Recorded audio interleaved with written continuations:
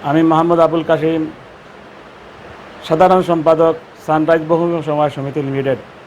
আমি দেশ এবং প্রবাসে যারা অবস্থান করছেন, আমি আমার সমিতির পক্ষ থেকে সবাইকে আন্তরিক ধন্যবাদ এবং মোবারকবাদ জানাচ্ছি।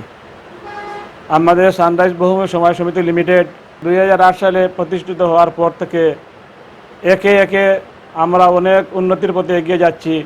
আমাদের সমিতির কাছ থেকে ঋণ নিয়ে অনেক ভাই প্রবাসে গিয়ে স্বাবলম্বী হয়েছে। আমাদের সমিতির পক্ষ থেকে ঋণ নিয়ে বিশ্বের এমন কোনো দেশ নাই যে দেশে আমাদের সমিতির সদস্য যায় নাই।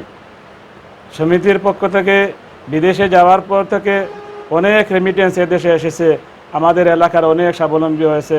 আমাদের সমিতি প্রতিষ্ঠা হওয়া লগ্ন থেকে আমাদের এলাকার অনেক অভাবগ্রস্ত মানুষ উন্নতির পথে এগিয়ে গেছে। আমি আমার সমিতির সাফল্য কামনা করছি।